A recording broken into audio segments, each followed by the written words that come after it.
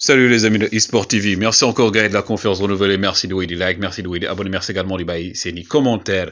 Le football a encore parlé, une belle leçon de football, comme si Gaël n'est que premier qui pour lui, taxul nga nek vainqueur Coupe d'Afrique, n'est que favori, taxul également nga gagné Coupe d'Afrique. Aujourd'hui, l'histoire du football a parlé, le football reste une science inexacte. Le Burkina Faso bi gagné et qui nga xamné moy Gabon au tir au but, première équipe qualifiée pour les quarts de finale. La Tunisie qui surprend les Super Eagles du Nigeria grâce à l'omniprésent, l'omnipotent dans le football tunisien M Sakni moom moo tax ki nga xam ne moom mooy Tunisie daal di gagné lii di Super Eagles du Nigeria. Donc l'Afrique en ébullition, une grosse surprise hein. Mais Burkina bien mérité hein. Mais aussi match boo xam ne bëri na tension, bëri na ay fait ak hors-jeu bi nga xam ne déclaré nañ ko pour Gabon alors qu'il n'y avait rien du tout. Mais quand même le Burkina Faso qui s'en sort devant une équipe glorieuse du Gabon hein. Le Gabon bi nga xamné joué na 102 de ses stars, Aubameyang et également Lemina yi nga xamné ay cas extra sportif motax ñu jëlé len fa ak aussi cas Covid loolu lañu wax. Le Burkina Faso qui donc sera présent en quart de finale de cette Coupe d'Afrique 33e édition. Burkina Faso donc aujourd'hui qui a surpris le Gabon, mais ils ont joué bien entendu équipe de match match bu neex la match bu plaisant à regarder, c'était du haut niveau. Il y a eu quand même hein, quelques erreurs d'arbitrage, mais quand même taxul Burkina Faso ils sont qualifiés, un pays francophone qualifié pour bien entendu les quarts de finale de Coupe d'Afrique. Donc day wone également que les gars yi nek premier taxul quand même nga nek équipe bo xamné ya gagné Coupe d'Afrique bi niñ ko waxé won rek premier tour ak deuxième tour yenen réalité là. Et aussi dans l'autre match la Tunisie qui était mal partie, Tunisie bi nga xamné gars yi ci Coupe d'Afrique bi ils ont eu 12 cas de Covid-19. Tunisie tay masterclass pour la Tunisie. Tay ils ont sorti le gros jeu.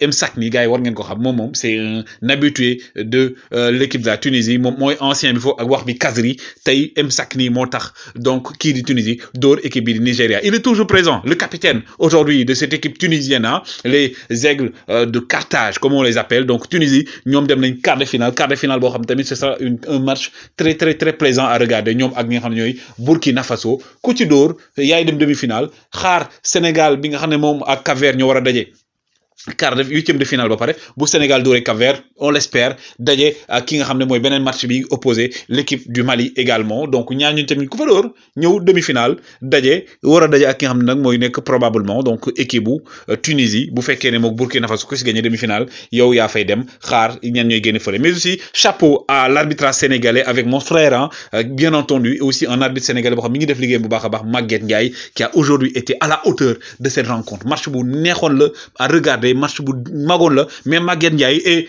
bien entendu les arbitres sénégalais qui continuent à montrer que ñoom ñi ngi arbitrer lu leer nañ. Chapeau à lui, félicitations également à l'arbitrage sénégalais Maguette Ndiaye qui aujourd'hui a répondu présent. Mais aussi comme je l'ai dit gars yi aujourd'hui day wax ne Sénégal li mu wane premier tour yi nañ ko dindi teg ko fële quart de huitième de finale yi dafa war a wane beneen xar kanam, donc wane collectif wane jom jouaat leneen. Et on espère c'est de bonne augure plutôt comme que am na équipe yu mag yoo xam ñi ngi wàcc, c'est à l'avantage du Sénégal. Maintenant Sénégal moo war a prouver wane boppam, jouer contre Cap-Vert sans complexe, wane ne li ma jëloon faqastal la erreur la mais daf may gën a yokk jom yokk ma motivation pour gagner. Donc Sénégal match bi message la war a nekk ci ñoom pour xam ne il n'y a plus de petite équipe, mais pour xam ne également li ñu def premier tour nañ ko fàtte ndax Tunisie won na leen yoon bi tey. Et aujourd'hui hein, Iwobi nekkoon tamit meilleur joueur premier tour yi ak Nigeria mooy wane le déclin du Nigeria, lui qui a pris un carton rouge à la 65e minute de jeu ci faute bi mu def ci M Sakni, Youssef M Sakni bi nga xam ne moom moo dugal. Donc aujourd'hui gars yi les Tunisiens les Burkinabés ont montré qu'ils étaient présents,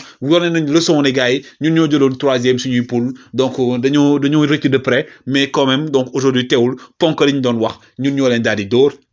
Donc c'est une bonne chose par rapport à ça. Donc gars yi programme baa ngi nii par rapport ak tableau yi ah huitième de finale gis ngeen quoi. Donc kii Burkina Tunisie ñooy génn, Nigeria toog na comme vous le savez, Sénégal Cap-Vert Mali Guinée équatoriale ku ci gagné ci ñaari match yaay dajee quart de finale, ku ci gagné dem demi-finale ba ñoo dem finale. Beneen côté bi également gis ngeen ko match yi war a am, donc Cameroun war a rencontrer Comores. Le match du Sénégal gars yi c'est prévu pour le mardi 25 janvier à partir de 16h. Sénégal Cap-Vert avec une équipe du Sénégal boo xam ne yaakaar ce sera une équipe conquérante face aux aigles plutôt face aux requins bleus du Cap-Vert, les lions de la Teranga war a wane seen bopp. Aussi information yi gars yi un peu de grincement de dents ci wàllu waa Maroc ndax ki nga xam ne mooy seen joueur Achraf Hakimi seen star dafa ressentir ay douleurs moo tax tey tamit entraîné wul ki nga xam ne moom mooy Aliou Cissé da ko bàyyi mu reposé wu ngir yaakaar ni dina wér balaa boobu. En attendant donc aujourd'hui en tout cas le Sénégal ñoom 0-4 Covid on espère que dina continuer gars yi woy leen di like woy leen di abonné un plaisir de vous servir.